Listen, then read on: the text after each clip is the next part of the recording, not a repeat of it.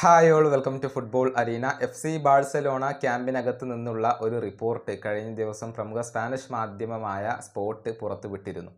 അതായത് ബാഴ്സലോണയിലെ ചില താരങ്ങൾക്ക് അവരുടെ പരിശീലകനായ ഹാൻസി ഫ്ലിക്കിനോട് ഒരു മുറമുറുപ്പുണ്ട്, എതിർപ്പുണ്ട്.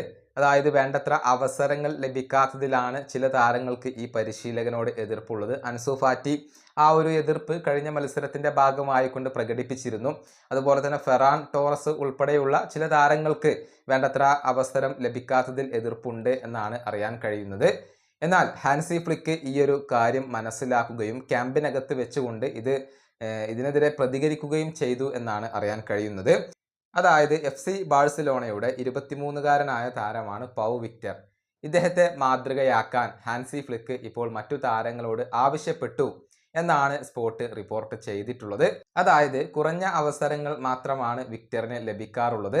എന്നാൽ ഒരിക്കലും അദ്ദേഹം ഇക്കാര്യത്തിൽ പരാതി പറയാറില്ല. എപ്പോഴും വളരെയധികം ക്ഷമ കാണിക്കുന്ന ഒരു താരമാണ് വിക്ടർ. തൻ്റെ അവസരത്തിന് വേണ്ടി അദ്ദേഹം എപ്പോഴും ഹാർഡ് വർക്ക് ചെയ്യും.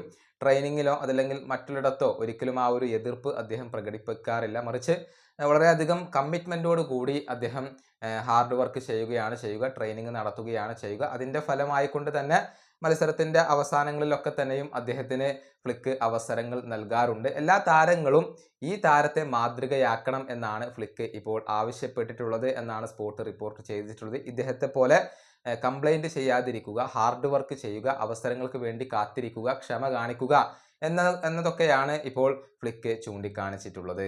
ഈ വീഡിയോയുടെ അവസാനിപ്പിക്കുന്നു. അടുത്തൊരു വീഡിയോയിൽ വീണ്ടും കാണാം.